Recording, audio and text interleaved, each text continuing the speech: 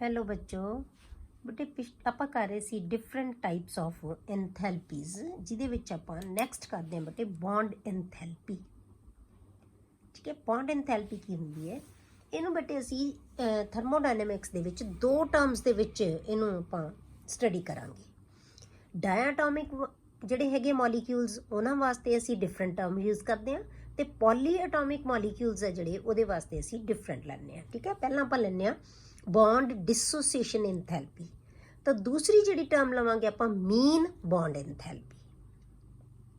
Clear, bond dissociation enthalpy असी किहदे वास्ते लैंदे बेटे in case of diatomic molecules. Diatomic का मतलब जिहड़े दो एटम्स तो मिलके बने हुए मॉलिक्यूल्स है उन्हां वास्ते जिहड़ी असी बॉन्ड एंथैल्पी यूज़ करांगे उन्हें असी बॉन्ड डिसोसीएशन एंथैल्पी कहने आपां। ठीक है, it is the amount of energy required to break 1 mole of covalent bond of a gaseous compound to form products in gaseous phase। ठीक है, गैसीਅस फॉर्म ਦੇ ਵਿੱਚ ਹੀ ਬੌਂਡ ਬ੍ਰੇਕ ਹੋਏਗਾ, ਗੈਸੀਅਸ ਫਾਰਮ ਦੇ ਵਿੱਚ ਹੀ ਪ੍ਰੋਡਕਟਸ ਬਣਨਗੇ। ਉਹਦੇ ਲਈ ਜਿੰਨੀ એનર્ਜੀ ਬ੍ਰੇਕ ਹੋਏਗੀ ਇੱਕ ਮੋਲ ਕੋਵਲੈਂਟ ਬੌਂਡ ਨੂੰ ਤੋੜਨ ਲਈ ਉਹਨੂੰ ਅਸੀਂ ਕਹਿੰਦੇ ਆ ਬੌਂਡ ਡਿਸੋਸੀਏਸ਼ਨ ਐਂਥੈਲਪੀ। क्लियर, एग्जाम्पल जे आप ਇਹਦੀ ਬੇਟੇ डिस्कस करिए, सपोज करो Cl2 ਦੇ ਵਿੱਚ Cl2 ਦੇ ਵਿੱਚ ਜਿਹੜਾ ਬੌਂਡ ਹੈ ਉਹਨੂੰ ਆਪਾਂ ਬ੍ਰੇਕ ਕਰਨਾ ਹੈ। Cl2 gives 2Cl, ਜਿਵੇਂ ਆਪਾਂ H2 ਦੇ ਵਿੱਚ ਆਪਾਂ ਤੋੜਿਆ ਸੀ ਤਾਂ 2H ਬਣ ਗਏ ਸੀ। ਜੇ ਆਪਾਂ Cl2 ਨੂੰ ਤੋੜਾਂਗੇ ਤਾਂ ਬੇਟੇ ਕੀ ਹੋਏਗਾ 2H ਬਣ ਜਾਣਗੇ। ਹੁਣ ਇਹਦੇ ਵਿੱਚ ਬੌਂਡ ਕਿਵੇਂ ਬਣੇ ਹੋਏ ਹੈ ਆਪਾਂ ਕਹਿੰਦੇ ਆ ਇਹਦੇ ਵਿੱਚ Cl ਬੌਂਡ Cl। ਠੀਕ ਹੈ, ਇਹ ਚੀਜ਼ ਹੈ, ਇਹਨੂੰ ਆਪਾਂ Cl2 ਕਹਿੰਦੇ ਆ। ਬੌਂਡ ਬਣਿਆ ਹੋਇਆ ਇਹਨਾਂ ਦੇ ਵਿੱਚ शेयरिंग ਦੇ ਨਾਲ ਬਣਿਆ ਹੋਇਆ ਜਿਹਨੂੰ ਅਸੀਂ ਕੋਵਲੈਂਟ ਬੌਂਡ ਕਹਿੰਦੇ ਆ। ਇਸ ਬੌਂਡ ਨੂੰ ਬੇਟੇ ਅਸੀਂ ਤੋੜਨਾ ਹੈ। ਠੀਕ ਹੈ, ਇਸ ਬੌਂਡ ਨੂੰ ਤੋੜਨ ਲਈ ਜਿੰਨੀ એનર્ਜੀ ਚਾਹੀਦੀ ਹੈ ਉਹਨੂੰ ਕਹਿੰਦੇ ਅਸੀਂ ਬੌਂਡ ਡਿਸੋਸੀਏਸ਼ਨ ਐਂਥੈਲਪੀ। ਇਹੀ ਐਂਥੈਲਪੀ ਹੈ ਜਿਹੜੀ ਕੀ ਹੈ ਬੇਟੇ ਇਹਦੀ ਐਟਮਾਈਜ਼ੇਸ਼ਨ ਸੀ, ਕਿਉਂਕਿ ਦੋ ਐਟਮਸ ਦੀਆਂ ਜਿਹੜਾ ਮੋਲੀਕਿਊਲ ਹੈ ਉਹਨੂੰ ਜੇ ਐਟਮਸ ਦੇ ਵਿੱਚ ਡਿਵਾਈਡ ਕਰਨਾ ਹੈ ਤਾਂ ਇੱਕੋ ਹੀ ਬੌਂਡ ਤੋੜਨਾ ਪਏਗਾ। ਇਹਨੂੰ ਹੀ ਉਹਦੀ ਕਵਾਂਗੇ ਐਂਥੈਲਪੀ ਆਫ ਐਟਮਾਈਜ਼ੇਸ਼ਨ। तो ये डेल्टा H Cl है जी वो की है 242 किलो जूल्स पर मोल, मतलब एक मोल बॉन्ड में असी तोड़ना है। इस तरह असी ऑक्सीजन ले लिया बेटे, ऑक्सीजन की है O2, यदि 2O बना लिया ने दो एटम्स है, ये 2O है ऑक्सीजन। ठीक है, गैसेस फॉर्म दे विच ही हुण O डबल बॉन्ड O, इहदी एंथैल्पी कितनी है बेटे 428। हुण तुसी कंपैरिजन देखो दोनों दी एंथैल्पीज़ दा, ये भी दो atoms they which he bond है, ये भी दो atoms they which he bond है, पर ये बेटे सिंगल बॉन्ड है, ये की है डबल बॉन्ड है। सिंगल बॉन्ड नूं तोड़न लई एनर्जी घट चाहिदी हुंदी है, पर जे डबल बॉन्ड होवे तां उहनूं जिहड़ी एनर्जी है तोड़न लई ज़्यादा चाहिदी है। क्लीयर हो गया, इस करके बॉन्ड डिसोसीएशन एंथैल्पी Cl2 दी है जिहड़ी ओह की है घट है, पर O2 दी है बेटे ओह ज़्यादा है। Clear, for diatomic molecules bond dissociation enthalpy is same as the enthalpy of atomization। मैं तुहानूं पहलां दस्सिया कि क्योंकि इन्हां दे विच सिर्फ एक ही बॉन्ड तोड़ना है तां जिन्नी बॉन्ड डिसोसीएशन एंथैल्पी है उही उहदी की है बेटे एंथैल्पी ऑफ एटमाइजेशन। दूसरी जिहड़ी टर्म है बेटे आपां यूज़ करते हैं बॉन्ड एंथैल्पी वास्ते मीन बॉन्ड एंथैल्पी। ये तुहानूं नाम तो ही समझ आ गया होएगा, मीन दा मतलब असी एवरेज कढ लैंदे हां जिन्हां दी। ठीक है, मीन वैल्यू ले लांगे आपां। In case of polyatomic molecules bond dissociation enthalpy is different for different bonds with in the same molecule. इक्को ही मॉलिक्यूल दे विच बेटे ਜਿਹੜੇ बॉन्ड है पॉलीएटॉमिक, पॉली मीनस मैनी, ਜਿਹੜੇ ज़्यादा एटम दो तो ज़्यादा एटम्स तो ਜਿਹੜੇ मिल के मॉलिक्यूल बने हुए हैं बेटे ਉਹਨਾਂ ਦੇ ਵਿੱਚ ਹਰੇਕ बॉन्ड ਨੂੰ ਤੋੜਨ ਲਈ डिफरेंट बॉन्ड डिसोसीएशन एंथैल्पी लगेगी। क्लीयर, बॉन्ड एंथैल्पी फिर आपां किहनूं कवांगे आपां, क्योंकि वो अलग अलग होनी है इक्को ही मॉलिक्यूल दे विचों। बॉन्ड एंथैल्पी या कह लो mean bond enthalpy is defined as the average of the bond dissociation enthalpies required to dissociate bonds of the same type in a gaseous substance. हुण मीन बॉन्ड एंथैल्पी किहनूं कहने बेटे ਜਿਹੜੀ bond dissociation enthalpies होणगियां जिन्ने भी bond होणगे उन्हां नूं तोड़न लई हरेक बॉन्ड लई बॉन्ड डिसोसीएशन एंथैल्पी होएगी। जिन्नियां बॉन्ड डिसोसीएशन एंथैल्पीज चाहिदियां या कह लो जिन्ने बॉन्ड है उन्हां दे विच उन्हां नूं असीं उन्हां दी एवरेज ले लांगे। ठीक है, जिहड़ी एवरेज आएगी वो की होएगी उहदी बॉन्ड एंथैल्पी या मीन बॉन्ड एंथैल्पी। क्लियर हो गया। Bonds of the same type in gaseous substance, हमेशा बॉन्ड बेटे टुटेगा तो गैसियस सबसटेंस का ही असी तोड़ते हैं। For example in water HOH, H ते O दे विच किन्ने बॉन्ड है बेटे? 2, ठीक है, 2 बॉन्ड बने हुए हैं। एक बॉन्ड नहीं होने ना, 2 है क्योंकि 3 एटम्स तो मिलके बने हुए हैं। 3 दे विच बॉन्ड किन्ने होणगे? 2। There are 2 OH bonds. हुण इहनूं 2 वारी तोड़ना पेगा तो बॉन्ड डिसोसीएशन एंथैल्पीज किन्नियां होणगियां? 2 होणगियां। 2 बॉन्ड तोड़न लई 2 डिसोसीएशन एंथैल्पी है, दोनों की एवरेज ले लांगे, उन्होंने असीं मीन बॉन्ड एंथैल्पी कह दांगे। क्लियर हो गया।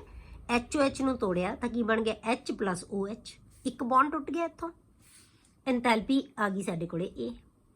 हुण असीं OH ले लिया जिहड़ा बच गया, हुण इहदा बॉन्ड तोड़ांगे तो O बन गया, H बन गया, इहदी एंथैल्पी होर होएगी। ये एक बॉन्ड तोड़न लई डिसोसीएशन एंथैल्पी है, ये दूजा बॉन्ड तोड़न लई डिसोसीएशन एंथैल्पी है। दोनों नूं असीं जोड़ के दोनों नूं 2 नाल डिवाइड कर दांगे उन्हां दे सम नूं, तो साडे कोले की आ जानी है मीन बॉन्ड एंथैल्पी। वो कितनी आ गई? 463.15। दोनों की एवरेज ले ली आपां, इहनूं असीं बॉन्ड एंथैल्पी या मीन बॉन्ड एंथैल्पी। क्लियर हो गया। इसे तरह बेटे CH4 दी, CH4 नूं असीं काहदे च कन्वर्ट किन्ने बॉन्ड है CH4 दे? जे विच आपां देखीए तो किन्ने बॉन्ड है बेटे? C दे नाल 4 बॉन्ड बने हुए है। हरेक बॉन्ड दी जिहड़ी डिसोसीएशन एंथैल्पी है वो की होएगी? डिफरेंट होएगी। तो इहदियां किन्नियां बॉन्ड डिसोसीएशन एंथैल्पीज आ जाणगियां बेटे? 4 आ जाणगियां। 4 बॉन्ड्स नूं तोड़ना है। तो जदों आपां पिछले एटमाइजेशन एंथैल्पी ऑफ एटमाइजेशन दे विच पढ़िया सी बेटे आपां कि जिहड़ी मीथेन दी एटमाइजेशन एंथैल्पी है काहदे च कन्वर्ट हो गया? C+4H दे विच कन्वर्ट हो गया, इहनियां एटम्स बनातियां। उदों जिहड़ी एंथैल्पी सी उहनूं आपां कहा सी 1665 किलो जी, मतलब कि 4 बॉन्ड तोड़ के इहनूं असीं एटम्स दे विच कन्वर्ट करता। 4 बॉन्ड तोड़ लए, उत्थे असीं एटमाइजेशन पढ़िया सी, वो असीं इन्नी किहा सी। ये किन्ने बॉन्ड तोड़न वास्ते है बेटे? 4 वास्ते। जे असीं एक बॉन्ड वास्ते लवांगे, इहदी एवरेज ले लांगे 4 नाल, इहनूं असीं डिवाइड कर Dange. Clear. CH4 gives C+4H, enthalpy of atomization सानू given है। हुण in methane there are 4 CH bonds. Thus mean bond enthalpy of CH is calculated as, सारी enthalpy 4 bonds दी enthalpy लो ते 4 नाल divide कर दो, तो एवरेज CH बॉन्ड दी enthalpy आ जाएगी, या mean bond enthalpy आ जाएगी of CH। अगे बटे जे असी बॉन्ड एंथैल्पी तो रिएक्शन जिहड़ी एंथैल्पी ऑफ रिएक्शन है वो कैलकुलेट करनी होवे तो फिर असी किवें कैलकुलेट करांगे? The standard enthalpy of reaction delta R H is related to bond enthalpies of reactants and products in gaseous phase. एज किवें असी रिलेट करते हैं? बॉन्ड एंथैल्पी या enthalpy of reaction is equal to sum of bond enthalpies of reactants minus sum of bond enthalpies of products। हुण ये bond enthalpy किहनूं मनना है असी बेटे? चाहे तुसी bond dissociation लिख लो चाहे bond enthalpy लिख लो, दोनों की है बेटे? bond dissociation enthalpy हुई है। भावें असी 2 एटम्स होण चाहे ज़्यादा होण, ये हरेक दी एवरेज ही होएगी। मतलब ये 2 एटम्स नूं तोड़न वास्ते, मतलब एक बॉन्ड नूं तोड़न वास्ते, ठीक है। आ वाला बॉन्ड है जिहड़ा इहनूं तोड़न वास्ते जिन्नी एनर्जी है, चाहे वो ज़्यादा नाल जुड़िया होया चाहे वो एक नाल जुड़िया होया, आपां एवरेज लो चाहे बॉन्ड डिसोसीएशन लो चाहे मीन लो। हुण इत्थे जिहड़ी असीं यूज़ करांगे ना बॉन्ड एंथैल्पी, वो हमेशा सिर्फ 2 स्पीशीज़ दे विच जिहड़ा बॉन्ड है उहदी लवांगे, ठीक है। Sum of bond enthalpies of reactants minus sum of bond enthalpies of products. हुण की याद रखना बेटे कि बाकी जिन्ने भी असीं न्यूमेरिकल्स करते हैं, कोई भी एंथैल्पी असीं कैलकुलेट करते हैं तो उहदे विच असीं की करते सी? Summation of bond enthalpies of products minus reactant करते सी, ठीक है। पर बेटे जिथे भी तुसीं जिहड़ा न्यूमेरिकल बॉन्ड एंथैल्पी दे बेस ते करना होएगा, जे तुहानूं बॉन्ड एंथैल्पी दे बेस ते करना है तो उत्थे हमेशा कल्ला एक थर्मोडायनेमिक्स दे विच ही न्यूमेरिकल आएगा जिहदे विच बॉन्ड एंथैल्पी ऑफ रिएक्टेंट्स असीं पहलां लिखांगे ते माइनस की करांगे एंथैल्पीज ऑफ प्रोडक्ट्स। बाकी सब दे विच असीं प्रोडक्ट्स दी एंथैल्पीज पहलां लिखदे हां ते रिएक्टेंट दी एंथैल्पीज बाद च लिखदे हां। फाइनल माइनस इनिशियल करदे हां, इहदे नाल रिलेटेड न्यूमेरिकल करदे हां। फिर तुहानूं क्लीयर होएगा। होर calculate enthalpy change for the reaction given है बेटे तुहानूं H2 plus Cl2 gives 2HCl. Given that bond energies of CHH, ClCl and HCl are 433, 244 and 431 kilojoules per mole respectively. मतलब 433 HH bond enthalpy है, ClCl ਦੀ कितनी है 244 है and HCl ਦੀ कितनी है 461 है। ये ਤੁਹਾਨੂੰ गिवन है। कैलकुलेट की करना बटे इंथैल्पी ऑफ रिएक्शन। तो आप हुणे फार्मूला लगा के हटे हाँ कि जे असी इंथैल्पी ऑफ रिएक्शन कढ़नी है बटे किहदे तो बॉन्ड इंथैल्पीज गिवन होण तो असी बॉन्ड इंथैल्पीज ऑफ रिएक्टेंट लिखांगे minus bond enthalpies of products करांगे। यही फार्मूला असी यूज करते हैं। ठीक है, आप इक्वेशन लिखो पहला HH हुण आपां H2 नूं की लिखता HH दिखाता ताकि तुहानूं समझ आ जाए बटे कि असी इक्को ही बॉन्ड तोड़ना है। HH plus ClCl gives 2HCl। ਹੁਣ ਇਹ ਵੀ ਇੰਥੈਲਪੀ ਤੁਹਾਨੂੰ ਗਿਵਨ ਹੈ, ਇਹਦੀ ਇੰਥੈਲਪੀ ਗਿਵਨ ਹੈ, ਇਹਦੀ ਇੰਥੈਲਪੀ ਗਿਵਨ ਹੈ। ਹੁਣ ਆਪਾਂ ਫਾਰਮੂਲਾ ਲਗਾਓ enthalpy of reaction is equal to bond enthalpies reactants minus bond enthalpies of products. Value put करो। रिएक्टेंट केड़े केड़े है बेटे bond enthalpy of HH plus bond enthalpy of ClCl sum कर दो इन्हां दा। ठीक है, माइनस क्योंकि असीं सम्मेशन लिया होया minus summation of bond enthalpies of product. हुण आ जाओ 2 लगा लिया बॉन्ड इंथैल्पी ऑफ HCl क्योंकि HCl कितना बन रहा बेटे 2 मोल्स बन रहा है तो 2 नाल असीं मल्टीप्लाई करांगे क्योंकि H ते Cl दे असीं 2 बॉन्ड लेने हैं। ठीक है, आपां की लिखांगे 2 multiplied by bond enthalpy of HCl। Clear. ਹੁਣ ਆਪਾਂ ਕੀ ਹੈ ਆ ਪਲੱਸ ਵਾਲਿਆਂ ਨੂੰ ਅਲੱਗ ਜੋੜ ਲਿਆ, ਇਹ ਤੁਹਾਡੇ ਕੋਲ ਮਾਈਨਸ ਵਾਲੀ ਆ ਗਈ। ਇਹਨੂੰ ਤੁਸੀਂ ਟੋਟਲ ਲਓ ਤਾਂ ਤੁਹਾਡੇ ਕੋਲ ਨੈਟ ਆ ਜਾਏਗਾ ਇਹਨੂੰ ਸੋਲਵ ਕਰਕੇ -185 ਕਿਲੋ ਜੂਲਸ। ਹੁਣ ਇਹ ਕੀ ਹੈ ਇੰਥੈਲਪੀ ਆਫ ਰਿਐਕਸ਼ਨ। ਮਤਲਬ ਕੀ ਹੋਇਆ ਪੁਰਾਣੇ ਬੌਂਡ ਟੁੱਟੇ ਰਿਐਕਟੈਂਟ ਦੇ ਵਿੱਚ ਨਵਾਂ ਬੌਂਡ ਬਣਿਆ। ਟੁੱਟਣ ਵਾਸਤੇ એનર્ਜੀ ਚਾਹੀਦੀ ਹੈ, ਬ੍ਰੇਕ ਹੋਣ ਵਾਸਤੇ એનર્ਜੀ ਲੂਜ਼ ਹੁੰਦੀ ਹੈ। ठीक है, सानू पता है ना भी लूज होंदी है तो आपां की है जिन्नी एनर्जी चाहिदी है ਉਹਦੇ ਵਿੱਚੋਂ जिन्नी एनर्जी सानू मिल गई मतलब सानू टोटल सानू किन्नी चाहिदी है ਉਹਦੇ ਵਿੱਚੋਂ ਆਪਾਂ माइनस कर ਦਾਂਗੇ जिन्नी ਸਾਡੇ ਕੋਲ हैगी है प्रोड्यूस होगी ਸਾਡੇ ਕੋਲੇ बाकी सानू ਸਾਡੇ ਪੱਲੋਂ खर्चा करना पएगा। ठीक है, ਆਪਾਂ किन्ने पैसे खर्चने हैं ਉਹ ਸਾਨੂੰ पता है पर कुछ सानू मिलने भी है जिन्ने खर्चण वालिਆਂ ਚੋਂ ਅਸੀਂ मिलने ਉਹ घटा ਦਾਂਗੇ बाकी ਅਸੀਂ इस करके पहला रिएक्टेंट्स लिख दिंने आ ਅਸੀਂ किन्नी एनर्जी सानू देनी पएगी पर ਉਹਦੇ ਵਿੱਚੋਂ ਜਿੰਨੀ ਸਾਡੇ ਕੋਲ ਹੈਗੀ ਹੈ ਮਿਲ ਜਾਣੀ ਹੈ ਸਾਨੂੰ ਹੈ ਨਹੀਂ ਮਿਲ ਜੇਗੀ ਜਿਹੜੀ ਸਾਨੂੰ ਉਹਨੂੰ ਚ ਘਟਾ ਦਾਂਗੇ। ਉਹ ਘਟਾ ਕੇ ਜਿੰਨੀ ਬਚ ਗਈ ਉਹ ਆ ਗਈ ਤੁਹਾਡੇ ਕੋਲ ਇੰਥੈਲਪੀ ਆਫ ਰਿਐਕਸ਼ਨ। ਉਹ ਮਾਈਨਸ ਚ ਵੀ ਹੋ ਸਕਦੀ ਹੈ ਪਲੱਸ ਚ ਵੀ ਹੋ ਸਕਦੀ ਹੈ। ਜੇ ਮਾਈਨਸ ਚ ਬਣ ਗਈ ਤਾਂ ਇਹਦਾ ਮਤਲਬ ਰਿਐਕਸ਼ਨ ਐਗਜ਼ੋਥਰਮਿਕ ਹੈ ਵੀ ਆ એનર્ਜੀ ਉਹਨਾਂ ਦੀ ਜ਼ਿਆਦਾ ਸੀ ਨਿਕਲਣ ਵਾਲੀ ਸਾਨੂੰ ਪੈਸੇ ਜ਼ਿਆਦਾ ਮਿਲਣੇ ਸੀ ਅਸੀਂ ਲਾਉਣੇ ਘੱਟ ਸੀ ਤਾਂ ਸਾਡੇ ਕੋਲ એનર્ਜੀ ਮਿਲ ਜੇਗੀ। जे एनर्जी इन्हां दी ज़्यादा चाहिए ज़्यादा सी निकलेगी घट तो फिर की है सानू पल्लों खर्च होर करना पएगा तो वो पॉजिटिव आ जाएगा। डेल्टा एच की आ जाएगा पॉजिटिव आ जाएगा। क्लियर। एक दो तुहानू बेटे न्यूमेरिकल इहदे नाल दे होर देवांगी जेहड़े तुसीं अपने आप उन्हां नू सॉल्व करियो। ठीक है, बॉन्ड इंथैल्पी दे रिलेटेड। नैक्सट है बेटे इंथैल्पी ऑफ सोल्यूशन। हुण असीं इंथैल्पी ऑफ सोल्यूशन किहनूं कहने आ। It is defined as the change in enthalpy when 1 mole of a substance is dissolved in a specified amount of solvent at a constant temperature and pressure. Constant temperature मतलब आप room temperature ले लिया तो की होएगा temperature भी constant है pressure भी कांस्टेंट है। ये असीं किसे जिहड़ी 1 मोल सबसटेंस का कि स्पैसीफाइड अमाउंट ऑफ सॉल्वेंट दे विच जदों असीं डिसोल्व कर दिंने आ उदों जिन्नी एनर्जी एक्सचेंज होएगी उहनूं असीं कहने आ एंथैल्पी ऑफ सोल्यूशन। ठीक है, मतलब जिन्ने भी मर्जी अमाउंट दे विच असीं स्पैसीफाइड अमाउंट दे विच मतलब घोलता असीं 1 मोल नूं ਉਹ ਜਿੰਨੇ ਮਰਜ਼ੀ ਪਾਣੀ ਦੇ ਵਿੱਚ ਉਹ ਘੁਲ ਸਕਦਾ ਜਾਂ ਸੋਲਵੈਂਟ ਦੇ ਵਿੱਚ ਘੁਲ ਸਕਦਾ। ਸੋਲਵੈਂਟ ਕਿਹਨੂੰ ਕਹਿੰਦੇ ਆ ਬੇਟੇ ਜਿਹੜਾ ਲਿਕੁਇਡ ਹੁੰਦਾ ਹੈ ਜਿਹਦੇ ਵਿੱਚ ਅਸੀਂ ਕੋਈ ਚੀਜ਼ ਨੂੰ ਘੋਲਦੇ ਹਾਂ।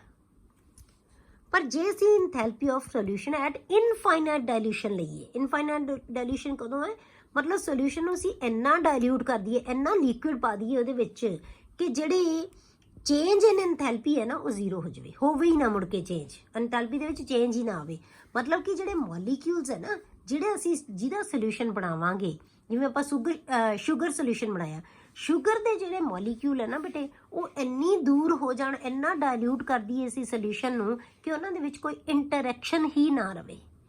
ਤੇ ਜਦੋਂ ਇੰਟਰੈਕਸ਼ਨ ਹੀ ਨਹੀਂ ਰਹੇਗੀ ਮੋਲੀਕਿਊਲ ਦੀ ਬੇਟੇ ਆਪਸ ਦੇ ਵਿੱਚ, ਤਾਂ એનર્ਜੀ ਚੇਂਜ ਹੋਣ ਦਾ ਕੋਈ ਸਵਾਲ ਹੀ ਨਹੀਂ। ਠੀਕ ਹੈ, ਤਾਂ ਇੰਥੈਲਪੀ ਆਫ ਸੋਲੂਸ਼ਨ ਐਟ ਇਨਫਾਈਨਾਈਟ ਡਾਇਲੂਸ਼ਨ ਅਸੀਂ ਕਿਹਨੂੰ ਕਹਿੰਦੇ ਆ ਬੇਟੇ? the enthalpy change when 1 mole of substance is dissolved in large excess of solvent। ਮਤਲਬ ਕਿ ਅਸੀਂ ਇੰਨੇ solvent ਦੇ ਵਿੱਚ dissolve ਕਰ ਦਈਏ ਉਹਨੂੰ so that further addition of solvent does not produce any enthalpy change। ਮਤਲਬ ਹੁਣ ਅਸੀਂ ਹੋਰ ਕਿੰਨਾ ਮਰਜ਼ੀ ਪਾਣੀ ਪਾਈ ਜਾਈਏ ਤਾਂ ਸਾਨੂੰ ਕੋਈ એનર્ਜੀ ਚੇਂਜ ਨਾ ਮਿਲੇ, ਇੰਨਾ ਅਸੀਂ ਉਹਨੂੰ ਡਾਇਲੂਟ ਕਰ ਚੁੱਕੀਏ, ਉਹਨੂੰ ਅਸੀਂ ਕਹਿੰਦੇ ਹਾਂ enthalpy of solution at infinite dilution. Clear?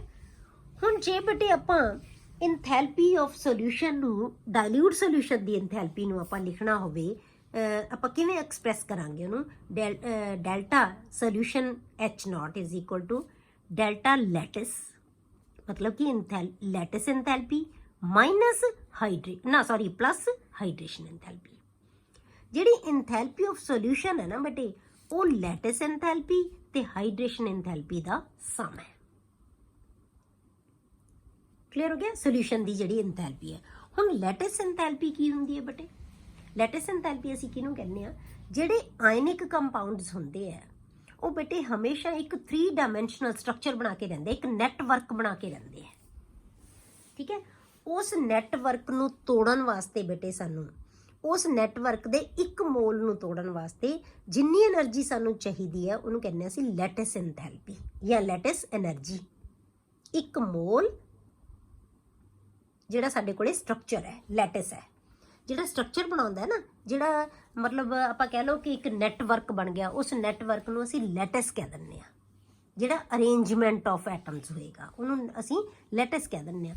ਉਸ ਇੱਕ ਮੋਲ ਲੈਟਿਸ ਨੂੰ ਅਸੀਂ ਤੋੜਨ ਵਾਸਤੇ ਜਿੰਨੀ એનર્ਜੀ ਚਾਹੀਦੀ ਹੈ ਉਹਨੂੰ ਅਸੀਂ ਲੈਟਿਸ ਐਂਥੈਲਪੀ ਕਵਾਂਗੇ। ਠੀਕ ਹੈ, ਹੁਣ ਅਸੀਂ ਤੋੜ ਕੇ, ਟੁੱਟਦੀ ਹਮੇਸ਼ਾ, ਬੌਂਡ ਟੁੱਟਦਾ ਕਿੱਥੇ ਬੇਟੇ? ਹਮੇਸ਼ਾ ਗੈਸੀਅਸ ਸਟੇਟ ਦੇ ਵਿੱਚੋਂ। ਇਹ ਗੈਸਿਸ ਦੇ ਵਿੱਚ ਆਇਨਸ ਬਣ ਗਏ, ਤੋੜਤਾ ਜਦੋਂ ਅਸੀਂ ਉਹਨੂੰ, ਲੈਟਿਸ ਨੂੰ। ਜਦੋਂ ਲੈਟਿਸ ਨੂੰ ਤੋੜਤਾ ਬੇਟੇ, ਫਿਰ ਅਸੀਂ ਉਹਦੇ ਵਿੱਚ ਕੀ ਹੈ, ਉਹ ਵਾਟਰ ਐਡ ਕੀਤਾ, ਤਾਂ ਗੈਸਿਸ ਕਾਹਦੇ 'ਚ ਕਨਵਰਟ ਹੋ ਗਏ? ਇਕੁਅਸ ਦੇ ਵਿੱਚ, ਲਿਕੁਇਡ ਬਣ ਗਿਆ। ਤਾਂ ਜਦੋਂ ਲਿਕੁਇਡ ਬਣੇਗਾ ਤਾਂ ਉਦੋਂ ਬੇਟੇ ਇਹਦੇ 'ਚ ਕੀ ਹੈ? Enthalpy of hydration. ਉਹਨੂੰ ਉਦੋਂ એનર્ਜੀ ਰਿਲੀਜ਼ ਹੋਏਗੀ, ਉਹਨੂੰ ਅਸੀਂ ਕੀ ਕਵਾਂਗੇ? ਹਾਈਡਰੇਸ਼ਨ ਐਂਥੈਲਪੀ। ਤਾਂ ਜਿਹੜਾ ਐਂਥੈਲਪੀ ਆਫ ਸੋਲੂਸ਼ਨ ਹੈ ਨਾ ਬੇਟੇ, ਇਸੇ ਕਰਕੇ ਇਹ ਦੋਨਾਂ ਦਾ ਸਮ ਹੈ। ਪਹਿਲਾਂ ਅਸੀਂ ਉਹਨੂੰ ਤੋੜਾਂਗੇ, ਨੈਟਵਰਕ ਨੂੰ ਤੋੜ ਕੇ ਫਿਰ ਪਾਣੀ ਦੇ ਵਿੱਚ ਘੋਲਾਂਗੇ, ਫਿਰ ਉਹ ਪਾਣੀ ਨਾਲ ਇੰਟਰੈਕਟ ਕਰੇਗਾ, ਉਦੋਂ એનર્ਜੀ ਰਿਲੀਜ਼ ਹੋਏਗੀ। ਤਾਂ ਜਿਹੜਾ ਆ AB ਸੋਲਿਡ ਹੈ, ਕੱਚ ਕਨਵਰਟ ਹੋ ਗਿਆ ਬੇਟੇ A ਪਲੱਸ ਤੇ B ਨੈਗੇਟਿਵ ਇਕੁਅਸ ਦੇ ਵਿੱਚ, ਪਾਣੀ 'ਚ ਘੁਲ ਗਿਆ। ਪਹਿਲਾਂ ਇਹਨੂੰ ਅਸੀਂ ਤੋੜਿਆ, ਫਿਰ ਅਸੀਂ ਪਾਣੀ 'ਚ ਘੋਲਿਆ, ਤਾਂ ਫਿਰ ਕੀ ਹੈ? ਦੋ ਤਰ੍ਹਾਂ ਦੀਆਂ ਐਂਥੈਲਪੀਜ਼ ਦਾ ਸਮ ਕੀ ਹੈ? ਇਹ ਡਾਇਰੈਕਟ ਲੈ ਲਿਆ ਅਸੀਂ। AB ਸੋਲਿਡ ਨੂੰ ਅਸੀਂ ਸਿੱਧਾ ਕਾਹਦੇ 'ਚ ਕਨਵਰਟ ਕਰਤਾ? A positive aqueous plus B negative aqueous. ਹੁਣ ਇਹ ਐਂਥੈਲਪੀ ਹੈ ਜਿਹੜੀ, ਇਹ ਦੋਨਾਂ ਐਂਥੈਲਪੀਜ਼ ਦਾ ਸਮ ਹੈ। ਇਸ ਚੀਜ਼ ਨੂੰ ਆਪਾਂ ਹੁਣੇ ਅੱਗੇ ਪੜ੍ਹਦੇ ਹਾਂ ਬੇਟੇ।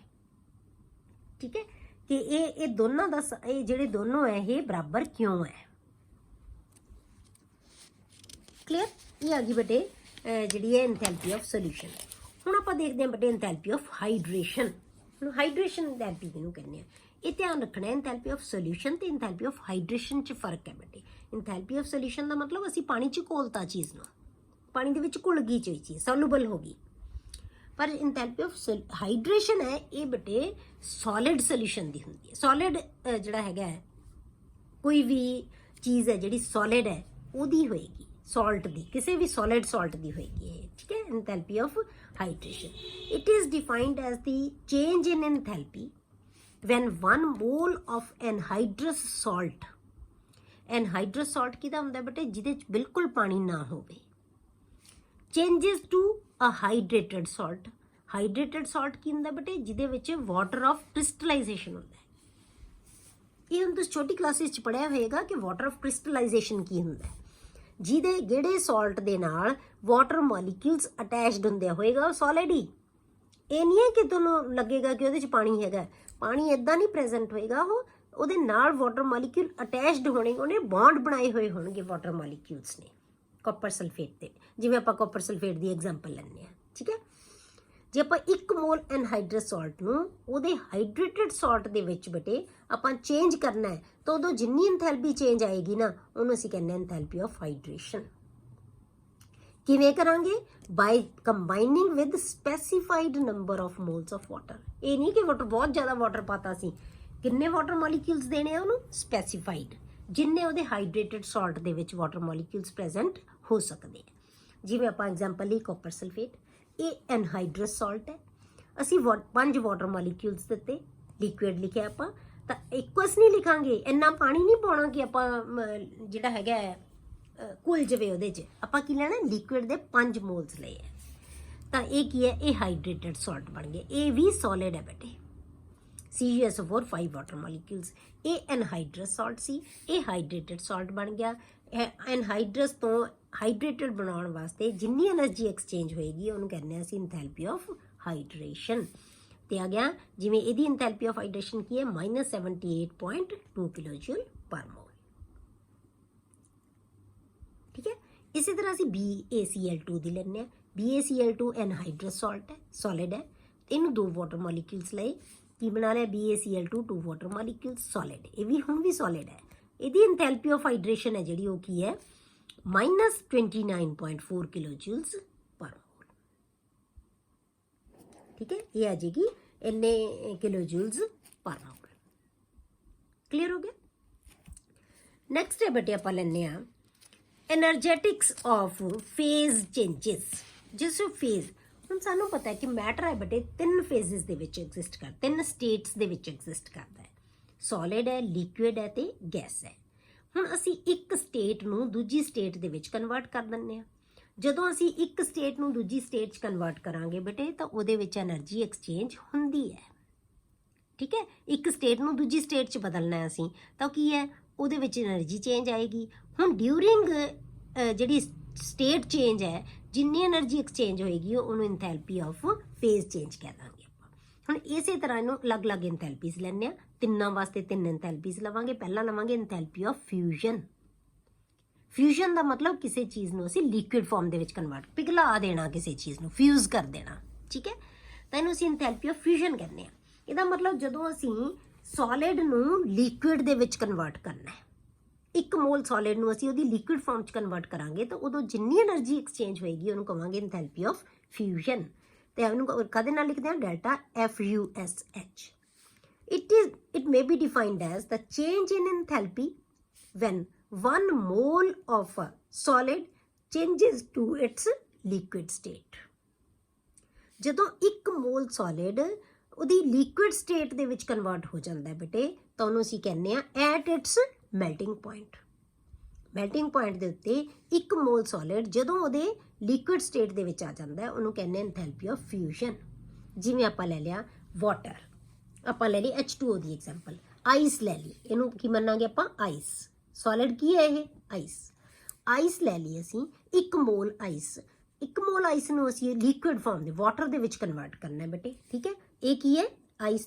ਇਹ ਸੋਲਿਡ ਹੈ, ਇਹ ਕੀ ਹੈ? ਲਿਕੁਇਡ ਹੈ, ਠੀਕ ਹੈ। ਵਾਟਰ ਇਹ ਕੀ ਹੈ? ਲਿਕੁਇਡ, ਇਹ ਸੋਲਿਡ। ਆਪਾਂ ਸੋਲਿਡ ਨੂੰ ਲਿਕੁਇਡ ਦੇ ਵਿੱਚ ਕਨਵਰਟ ਕਰਨਾ ਹੈ। ਹੁਣ ਇਹ ਜਿੰਨੀ ਇੰਥੈਲਪੀ ਯੂਜ਼ ਕਰੇਗਾ ਐਨਰਜੀ, ਤਾਂ ਕਿੰਨੀ ਆ ਗਈ? +6 ਕਿਲੋਜੂਲ ਪਰ ਮੋਲ। 6 ਕਿਲੋਜੂਲ ਪਰ ਮੋਲ ਐਨਰਜੀ ਇਹਨੂੰ ਚਾਹੀਦੀ ਹੈ ਜੇ ਅਸੀਂ ਆਈਸ ਨੂੰ ਵਾਟਰ ਦੇ ਵਿੱਚ ਕਨਵਰਟ ਕਰਨਾ ਹੈ। ਕਿੰਨੇ ਟੈਂਪਰੇਚਰ ਦੇ ਉੱਤੇ ਬੇਟੇ? 0 ਡਿਗਰੀ ਦੇ ਉੱਤੇ। ਸਾਨੂੰ ਪਤਾ ਹੈ ਕਿ 0 ਡਿਗਰੀ ਹੈ ਜਿਹੜਾ, ਉਹ ਆਈਸ ਦਾ ਮੈਲਟਿੰਗ ਪੁਆਇੰਟ ਹੈ ਬੇਟੇ। 0 ਡਿਗਰੀ, ਠੀਕ ਹੈ। 0 ਡਿਗਰੀ ਦੇ ਉੱਤੇ ਬੇਟੇ ਤੁਸੀਂ ਆਈਸ ਤੇ ਵਾਟਰ ਦੋਨੋਂ ਚੀਜ਼ਾਂ ਲੈ ਲਓ, 0 ਡਿਗਰੀ ਤੇ ਰੱਖੋ।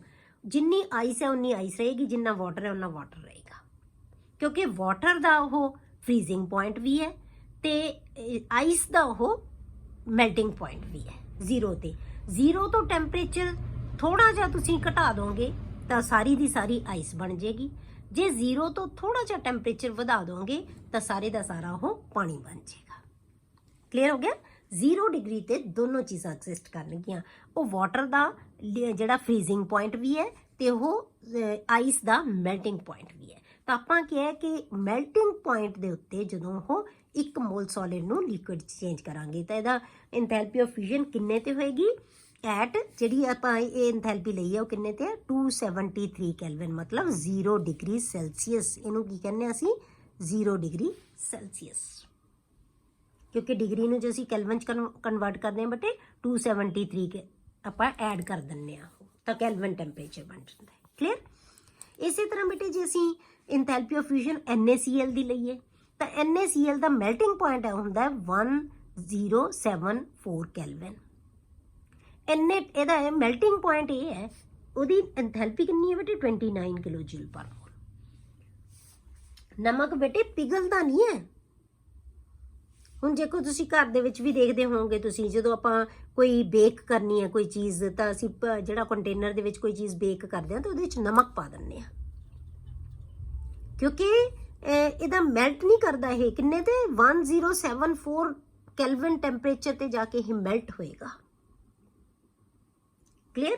ਤਾਂ ਆਪਣੇ ਮੈਲਟਿੰਗ ਪੁਆਇੰਟ ਦੇ ਉੱਤੇ ਜਦੋਂ ਇਹਨੇ ਅਸੀਂ ਨਮਕ ਨੂੰ ਪਿਘਲਾਉਣਾ ਹੈ, ਘੋਲ ਦਿੰਦੇ ਹਾਂ ਅਸੀਂ ਪਾਣੀ 'ਚ, ਪਿਘਲੇਗਾ ਨਹੀਂ ਤਾਂ ਉਹਦਾ ਇੰਨੀ ਇੰਥੈਲਪੀ ਹੈ ਜਿਹੜੀ ਉਹ ਗੇਨ ਕਰੇਗਾ। ਕਲੀਅਰ। ਗੇਨ ਕਰਦਾ ਹੈ ਕਿਉਂਕਿ ਸੋਲਿਡ ਨੂੰ ਲਿਕੁਇਡ ਕਨਵਰਟ ਕਰਨਾ ਹੈ। ਅਸੀਂ ਫ੍ਰਿਜ ਦੇ ਵਿੱਚੋਂ ਕੱਢਾਂਗੇ ਬਾਹਰ ਤਾਂ ਇਹਦਾ ਮਤਲਬ ਟੈਂਪਰੇਚਰ ਵਧੇਗਾ ਤਾਂ ਮਤਲਬ ਗੇਨ ਕਰ ਰਿਹਾ એનર્ਜੀ ਉਹ। ਠੀਕ ਹੈ।